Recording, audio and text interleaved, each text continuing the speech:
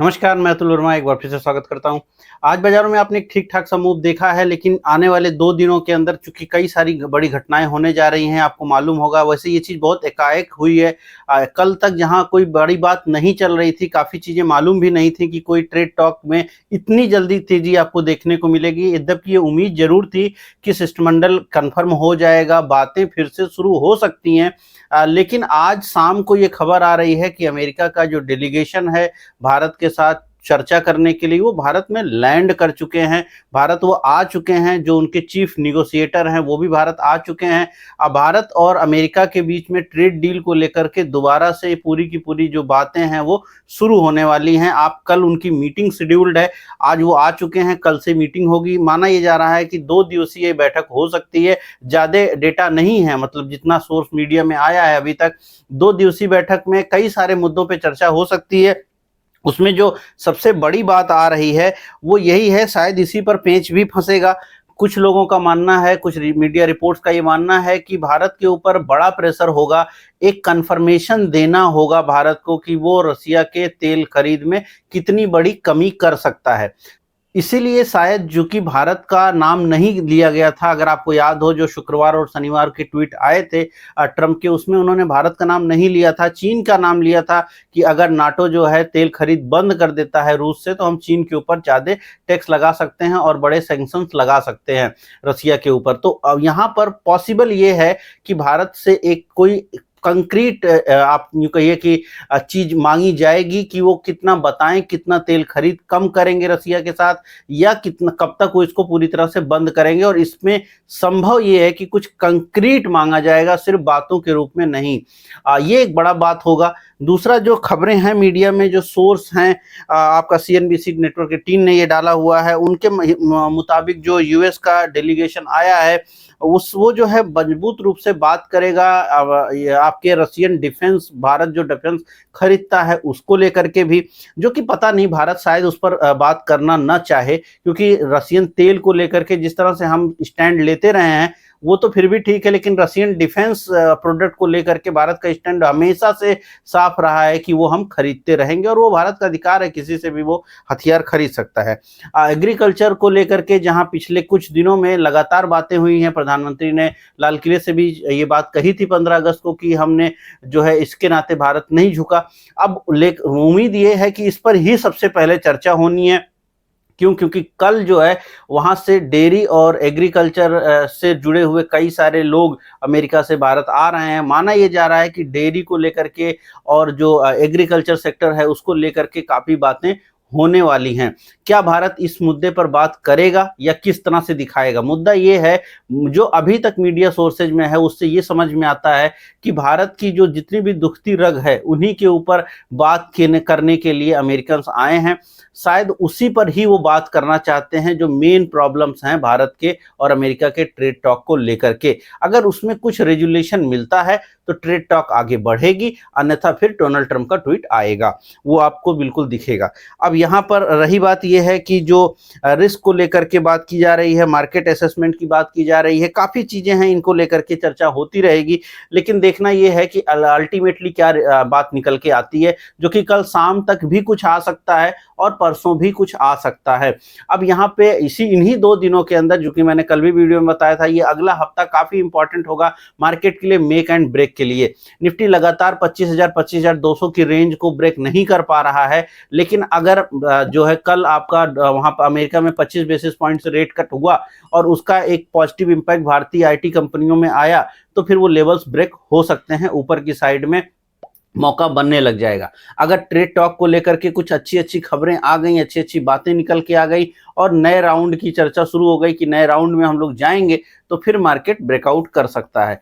तो यहाँ पर ये दोनों परिस्थितियां हैं। लेकिन अगर फेड ने रेट कट कर दिया लेकिन उसके बाद उन्होंने कुछ बहुत ही बुरा बोला, चूंकि माना यह जा रहा है कि अमेरिका में अब वापस से ग्रोथ में कमी देखने को मिल सकती है। अगर वो महंगाई के आंकड़ों को लेकर कुछ गलत बोल जाते हैं, जॉब के आंकड़ों को लेकर कुछ ऐसी बातें कहते हैं, गलत बोलने का मतलब मार्केट सेंटीमेंट के अगेंस्ट बोल जाते हैं, तो मार्केट फिर निगेटिव रिएक्ट करेगी, जिसका भारतीय बाजारों पर भी निगेटिव असर होगा। आपको मालूम ही होगा इस समय जो इमर्जिंग मार्केट है उसमें सबसे खराब परफॉर्मेंस करने वाला जो बाजार है वो भारत का बाजार है। भारतीय बाजार लगातार पिछले 1 साल में दुनिया में सबसे खराब परफॉर्मर में रहे हैं। दुनिया बोलना गलत है, इमर्जिंग मार्केट्स में, यानी जिसमें बड़ी जो इकोनॉमी है उनमें अगर आप बात कीजिए, इवन जो डेवलपिंग कंट्रीज हैं उनके हिसाब से भी जो मार्केट रही है उसके हिसाब से भी हम निगेटिव ही परफॉर्म किए हैं। कुल मिला जुला के 1% का हमारा रिटर्न बनता है, जो कि काफी कम दिखाई पड़ रहा है। ऐसे में अमेरिका की तरफ से अगर कोई प्रेशर नहीं आता है, मतलब मार्केट को लेकर के फंड फ्लो नहीं आता है, तो वो भी दिक्कत वाली बात रहेगी।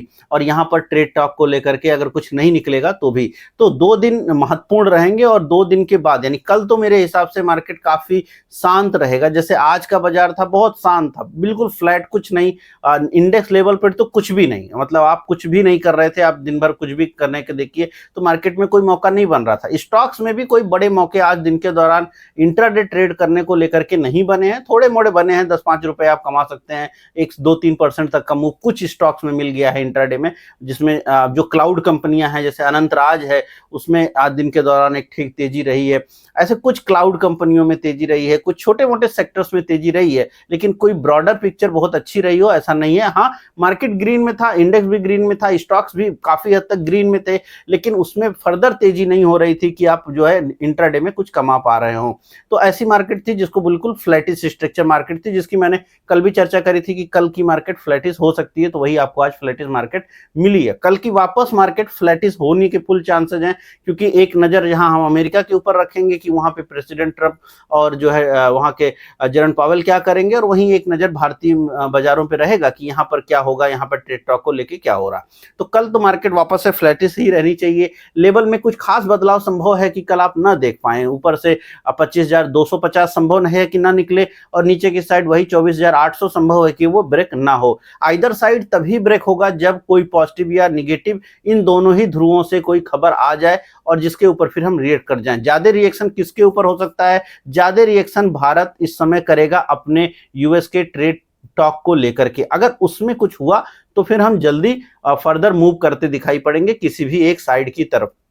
अगर उधर से कुछ नहीं मिला तो फिर शांति व्यवस्था में रह सकते हैं। पॉसिबल है कि जब बुधवार होगा, बुधवार को एक बड़ा गैप अप या गैप डाउन पॉसिबल है, बड़ा इन दैट सेंस कि निफ्टी 200-250 पॉइंट प्लस माइनस पे खुल जाए, लेकिन कल नहीं होगा। कल तो फ्लैटिश रहेगा, लेकिन परसों होगा। तो कल शाम को जब आप अपनी पोजीशन बना के जाएंगे तो आपको ये बात अपने जहन में बिल्कुल क्लियर रखना चाहिए कि परसों आपको एक गैप अप, बड़ा गैप अप या गैप डाउन मिल सकता है, आइदर साइड मूव मिल सकता है।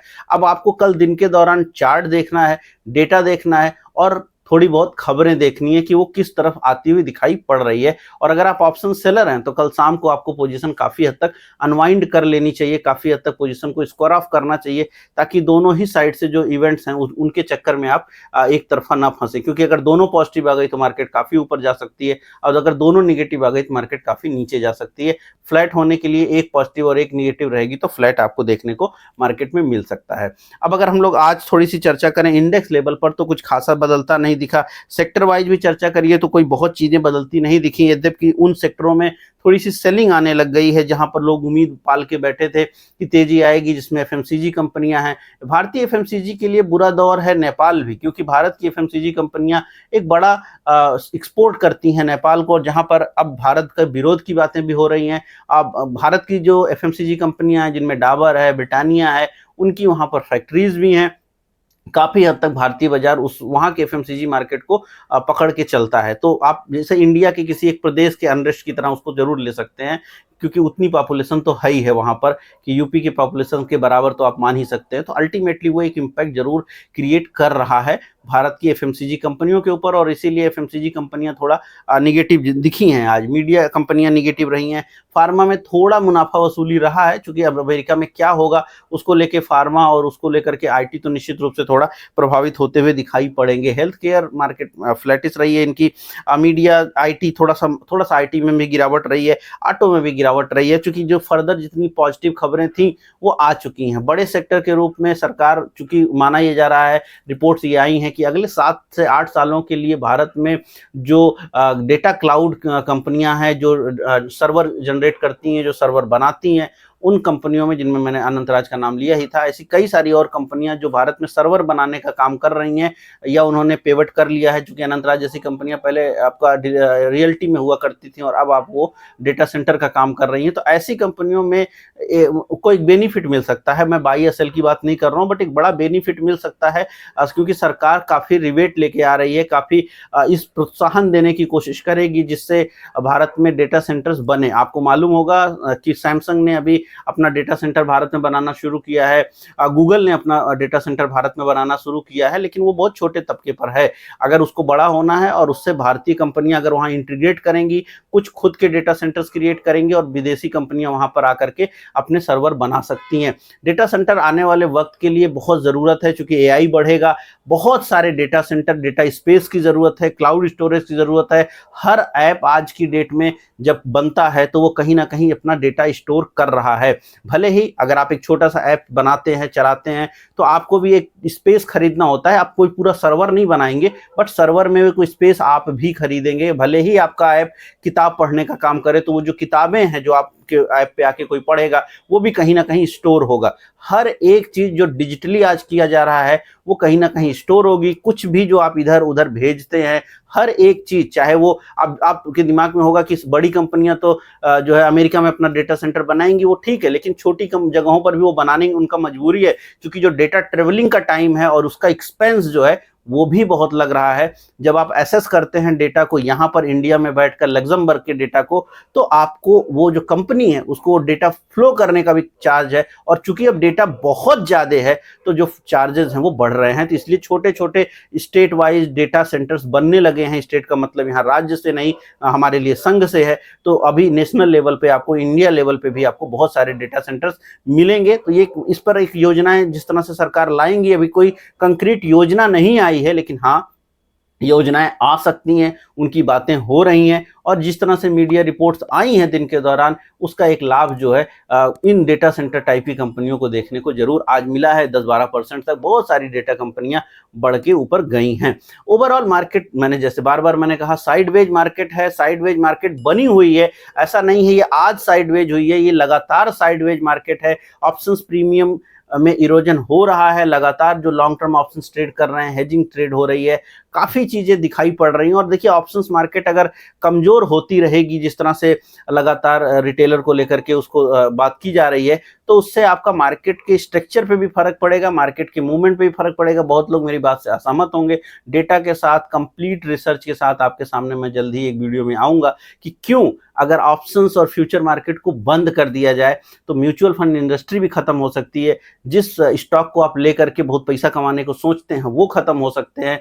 डिपेंड करता है, इवन म्यूचुअल फंड भी काफी हद तक कोलैप्स कर जाएंगे या रिटर्न्स नहीं बना पाएंगे। तो अगर एक निवेशक के रूप में आप देखें तो ऑप्शंस मार्केट जरूरी है, बट कई लोग असहमत होंगे। उनके लिए मैं पूरा एक वीडियो लेके आऊंगा, डिटेल आपके सामने, आपको समझ में आएगा कि किस तरह से ये चीजें फर्क डालती हैं ओवरऑल। लेकिन हाँ, अगर आप यूट्यूब पे इस टाइप के वीडियोस कंटेंट देखते हैं तो चैनल को जरूर सब्सक्राइब कीजिएगा, जहां मैं डेली आपके साथ जुड़ता हूं अलग अलग खबरों को लेकर के, डिफरेंट वीडियो अप्रोचेस को लेकर के। मेरे दोनों ही चैनलों को आपको फॉलो करना चाहिए। धीरे धीरे करके हम थोड़ा चेंज कर रहे हैं अपने मॉड्यूल्स में, क्योंकि दोनों चैनलों पर हम अलग अलग कंटेंट लाना चाहते हैं काफ़ी समय से, बट वो हो नहीं पा रहा है। बट कोशिश हमारी जारी है कि जो हमारा मेन चैनल है, जिसको तख्तियां फिनांस नाम से आप सब्सक्राइब करते हैं, वहाँ पर हम थोड़ा डे टू डे की बात कम करके एक कंक्रीट एजुकेशन को लेकर के फोकस करें, रिसर्च रिपोर्ट को लेकर फोकस करें, और जो day to day market outcomes हैं जिसकी चर्चा हम जो है अपने इस चैनल के ऊपर, यानी जो अतुल वर्मा शेयर मार्केट लिखा हुआ है, चैनल का नाम बाद में हम चेंज भी करेंगे, बट इस चैनल पे आपको मिले। तो दोनों ही चैनलों को आप जरूर सब्सक्राइब कीजिएगा। दोनों ही चैनलों पर आपको जो है काफ़ी कुछ समझने और सीखने को मिलता रहेगा। उम्मीद कर रहा हूँ कल जरूर मुलाकात होगी। इस वीडियो में इतना ही। धन्यवाद।